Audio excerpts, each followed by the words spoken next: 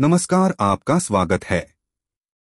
दोस्तों, स्नान केवल साधारण कार्य नहीं है, इसे शास्त्रों में तप के समान माना गया है। करना इतना आवश्यक होता है कि इसके बिना मनुष्य के शरीर की शुद्धि नहीं होती है। प्राचीन काल में पवित्र नदियों में स्नान करके शरीर को रोग एवं पापों से मुक्त किया जा सकता था, किंतु आज के समय में प्रत्येक मनुष्य नदी में स्नान नहीं कर सकता। इसके लिए शास्त्रों में कुछ बहुत रहस्यमय मंत्रों का निर्माण किया गया है। इन मंत्रों का उच्चारण करना बहुत ही आसान होता है, लेकिन इनका प्रभाव बहुत ही चमत्कारी माना गया है। भगवान श्री कृष्ण ने स्नान की जो विधि बताई है और जिन मंत्रों के बारे में बताया है, अगर कोई साधारण मानव इस विधि से स्नान करता है और स्नान करते समय इन लघु मंत्रों का जाप करता है, तो उसके समस्त पापों का नाश उसी क्षण हो जाता है। उसके जीवन से दुख दरिद्रता का नाश होता है और उसे लक्ष्मी की प्राप्ति होती है। श्री कृष्ण कहते हैं, नित्य स्नान करने वाले मनुष्य के पास ही लक्ष्मी का वास होता है। जो स्नान नहीं करते हैं, उनके पास दुर्भाग्य और दरिद्रता निवास करते हैं। नित्य स्नान न करने वाले मनुष्य को नाना प्रकार के रोग घेर लेते हैं। लक्ष्मी उसे छोड़कर चली जाती है और वह मनुष्य अपने पतन के मार्ग की ओर चलने लगता है। किए बगैर किसी भी प्रकार का धार्मिक और पवित्र कार्य नहीं करना चाहिए। जो मनुष्य बिना स्नान किए ही धार्मिक कार्य करता है, उसे महापाप लगता है। शास्त्रों में स्पष्ट रूप से कहा गया है कि बिना स्नान किए पूजा पाठ आदि कार्य नहीं करने चाहिए। आज हम जानेंगे पुराणों में वर्णित उस गोपनीय स्नान की विधि के बारे में जो बहुत से मानव नहीं जानते हैं। यह अत्यंत गोपनीय विधि है और इसका पालन प्रत्येक मनुष्य को स्नान करते हुए करना चाहिए। भगवान श्री कृष्ण ने इस अत्यंत महत्वपूर्ण विधि के बारे में विस्तार से बताया है। इसमें स्नान करने का सही समय, स्नान करने की दिशा अर्थात स्नान करते समय मुख किस दिशा में होना चाहिए, स्नान के कितने प्रकार है, स्नान करते समय कौन से मंत्र का उच्चारण करना चाहिए, ये आदि प्रकार की अत्यंत गोपनीय बातों के बारे में आज हम आपको बताने जा रहे हैं। स्नान करने की यह विधि अत्यंत सरल है, इसमें अधिक कठिनाई नहीं है। कोई भी साधारण मनुष्य इस विधि से स्नान कर सकता है और उत्तम फलों की प्राप्ति कर सकता है। भगवान श्री कृष्ण कहते हैं, जो भी मनुष्य इस विधि से स्नान करते हैं, वह सभी पापों से मुक्त हो जाता है।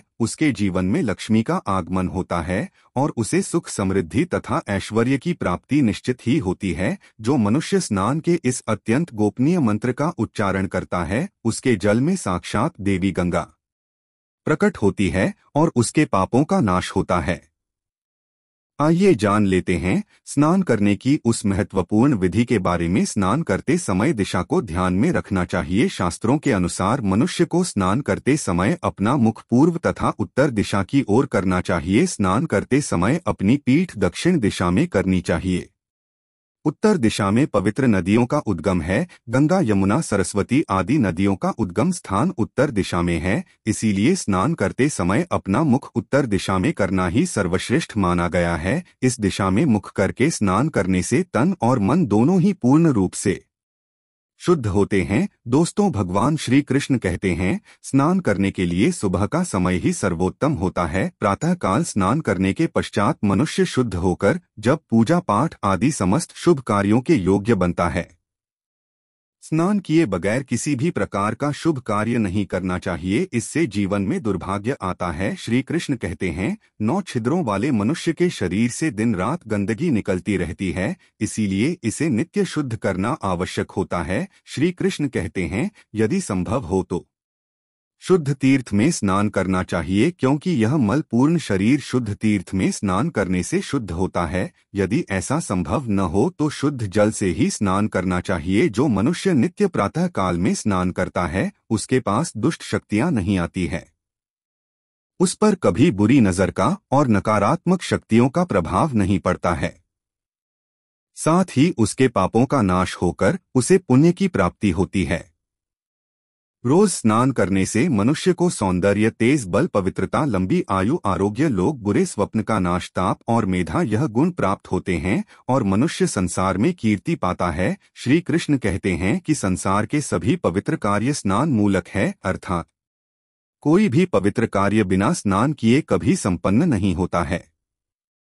न करने वाले मनुष्य के पास लक्ष्मी कभी नहीं आती है, उसका बल भी नष्ट हो जाता है और वह नाना प्रकार के रोगों से ग्रसित हो जाता है। स्नान न करने पर मनुष्य के इंद्रियों का भी नाश होता है, इसीलिए स्वयं का कल्याण चाहने वाले व्यक्ति को रोज स्नान जरूर करना चाहिए। लोग बिना स्नान किए अन्य का कण भी ग्रहण नहीं करते हैं, इसीलिए मनुष्य को बिना स्नान किए भोजन नहीं करना चाहिए। इस नियम का कठोरता से पालन करने पर मनुष्य को तप तथा व्रत के समान फल प्राप्त होता है। श्री कृष्ण कहते हैं कि जब हम रात को सोते हैं तो हमारी मुख से पसीना, मल आदि अपवित्र पदार्थ निकलते हैं, जिससे हमारा शरीर पवित्र हो जाता है। जब हम सुबह स्नान करते हैं तो हमारे शरीर की गंदगी दूर होती है और हमारा शरीर पवित्र हो जाता है। इसी के साथ ही स्त्री और पुरुष रात्रि में रति क्रिया करते हैं, जिससे उनका शरीर अपवित्र हो जाता है। इसीलिए शरीर को शुद्ध करने के लिए स्नान की नितांत आवश्यकता होती है। स्नान करते समय ईश्वर का ध्यान करना चाहिए, इससे तन की गंदगी के साथ हमारे मन की गंदगी भी साफ हो जाती है। अगर आप जीवन में यश, मान, सम्मान, कीर्ति, धन, संपत्ति आदि की प्राप्ति करना चाहते हैं तो सुबह स्नान करने के बाद सूर्य देवता को अर्घ्य जरूर देना चाहिए। सूर्य देवता को रोज अर्घ्य देना यज्ञ के समान फल प्रदान करता है। अगर आप नित्य सूर्य को अर्घ्य नहीं दे पाते हैं तो रविवार के दिन सूर्य को अर्घ्य अवश्य देना चाहिए। सूर्य को अर्घ्य देने के लिए तांबे के पात्र का प्रयोग करें और उसमें अक्षत तथा फूल डालें, इससे सूर्य देव की कृपा सदैव ही आपके साथ रहती है। लेकिन दोस्तों, स्नान करने का भी एक सही समय होता है। कई लोग अपनी सुविधा के अनुसार स्नान कर लेते हैं, जो कि उचित नहीं है। अशुभ समय पर स्नान कर लेने से हमें फायदा कम और नुकसान ज्यादा उठाने पड़ते हैं। गरुड़ पुराण में भगवान श्री कृष्ण ने स्नान करने के सही समय के बारे में बताया है। जो मनुष्य नित्य इस समय पर स्नान करता है उसकी आयु लंबी होती है और उसके दुखों का नाश होता है। आइए अब जानते हैं स्नान कितने प्रकार के होते हैं। शास्त्रों के अनुसार ब्रह्मा स्नान, देव स्नान, ऋषि स्नान, मानव स्नान और दान स्नान यहाँ स्नान के मुख्य प्रकार होते हैं। इन्हीं समय के अनुसार वर्गीकृत किया गया है। हमारे शास्त्रों में ब्रह्मा मुहूर्त में किए जाने वाले स्नान को सर्वश्रेष्ठ माना गया है। ब्रह्मा मुहूर्त यानी कि रात्रि का अंतिम प्रहर और सूर्योदय से ठीक 1.5 या 2 घंटे पहले का समय होता है, यानी कि साधारणतः सुबह 4 से 5:30 तक का समय ब्रह्म मुहूर्त कहा जाता है।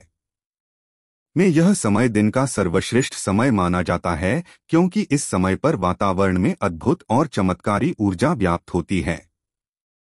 यह समय देवताओं का समय होता है। देवताओं का स्मरण करते हुए ब्रह्मा मुहूर्त में किए जाने वाले ब्रह्मा स्नान को सर्वश्रेष्ठ स्नान कहा गया है। इस समय स्नान करने से और स्नान के तुरंत बाद सूर्य देवता को अर्घ्य देने से हमारे जीवन में सुख, समृद्धि और शांति बनी रहती है। दिन भर हमारा तन और मन ताजगी और सकारात्मक ऊर्जा से भरपूर रहता है। दूसरा है देवना। सुबह 5 से 6 बजे के बीच किया जाने वाला स्नान देव स्नान कहलाता है। सभी पवित्र नदियों का स्मरण करते हुए किए जाने वाले इस नाम को भी श्रेष्ठ स्नान माना जाता है। इस समय स्नान करने से हमारे शरीर में सकारात्मक ऊर्जा का संचार होता है और सभी प्रकार की नकारात्मकता और बुराई हमारे शरीर से बाहर निकल जाती है। तीसरा है रसना। सुबह जब आकाश में तारे नजर आते हैं उस समय किए गए स्नान को ऋषि स्नान कहते हैं। यह भी श्रेष्ठ स्नान होता है। इस समय स्नान करने से हमें मानसिक शांति मिलती है और हमारी आयु लंबी होती है तथा शरीर भी निरोगी रहता है। चौथा है मानव ना। सुबह 6 से 8 बजे के बीच किया जाने वाला स्नान मानव स्नान होता है। यह स्नान सूर्योदय के समय या सूर्योदय की थी बाद में किया जाता है। इस नाम से अधिक शुभ फल प्राप्त नहीं होते हैं, लेकिन किसी प्रकार का नुकसान भी नहीं होता है। इसीलिए हो सके तो कम से कम मनुष्य को मानव स्नान तो कर लेना चाहिए, लेकिन सुबह 8 बजे के बाद स्नान करना हमारे शास्त्रों में उचित माना नहीं गया है। इस समय वातावरण में व्याप्त दैवीय शक्ति बहुत कम हो जाती है, इसलिए मनुष्य में उत्साह और ऊर्जा की भी कमी दिखाई देती है, जिससे वह दिन भर आलस का अनुभव करता है। पूरे दिन शरीर में सुस्ती सी रहती है और किसी भी काम में मन नहीं लगता है। इसीलिए सूर्योदय से पूर्व अथवा सूर्य उदय के समय स्नान करने को ही सर्वश्रेष्ठ माना गया है। सुबह 8 बजे के बाद किए जाने वाले स्नान को दानव स्नान कहते हैं। सूर्योदय होने के बहुत समय बाद तक भी जो लोग स्नान नहीं करते हैं, उनके मन में दिन भर नकारात्मकता, कमजोरी और चिड़चिड़ापन बना रहता है। ऐसे लोग जीवन भर दुखी और दरिद्री ही रहते हैं। इन्हें किसी कार्य में सफलता नहीं मिलती है। यदि कोई व्यक्ति बीमार है तो उसे किसी गीले कपड़े से अपने अंग को साफ कर लेना चाहिए। इसे भी एक प्रकार का स्नान ही कहा गया है। यदि स्नान करना संभव ही नहीं है तो मंत्र स्नान भी करना चाहिए। मन में पवित्र नदियों का स्मरण करके ईश्वर का ध्यान करते हुए मंत्र स्नान करें। इस स्नान में जल की भी आवश्यकता नहीं है, केवल वायु से ही स्नान हो जाता है। इसलिए दोस्तों, गरुड़ पुराण में हमें प्रतिदिन स्नान करने की सलाह दी गई है। प्रतिदिन सुबह जल्दी जाकर स्नान करके सूर्य देव को जल अर्पण करने से मनुष्य को जो लाभ प्राप्त होता है वह किसी अन्य कार्य को करने से नहीं मिलता है। स्नान का महत्व सभी कार्यों में बढ़कर है। स्नान के बिना हम और शुद्ध और पवित्र ही रहते हैं। शास्त्रों के अनुसार स्नान करते समय हमें इस मंत्र का जाप करना चाहिए। इससे स्नान करने के कई गुना अधिक लाभ प्राप्त होते हैं। इस मंत्र में सभी पवित्र नदियों का स्मरण किया गया है। आप रोज स्नान करते समय इस मंत्र का उच्चारण अवश्य करें। आपकी दरिद्रता का निश्चित ही अंत हो जाएगा और आपको हर कार्य में सफलता मिलेगी। वह मंत्र इस प्रकार है: गंगे च यमुने चैव गोदावरी सरस्वती नर्मदे सिंधु कावेरी जल मीन सुन्नी धर्मगुरु। इस मंत्र का अर्थ होता है, गंगा, यमुना, गोदावरी, सरस्वती, नर्मदा, सिंधु और कावेरी नदियों, आप सभी मेरे स्नान करने के जल में पधारिए और मुझ पर अपनी कृपा बरसाई। इस प्रकार से इस मंत्र का उच्चारण करने से मनुष्य को इन सभी पवित्र नदियों का आशीर्वाद मिलता है और उसके समस्त पापों का नाश हो जाता है। तो दोस्तों, इस प्रकार से आप भी नित्य स्नान अवश्य करें। आप अपने जीवन में महत्वपूर्ण बदलाव अवश्य महसूस करेंगे।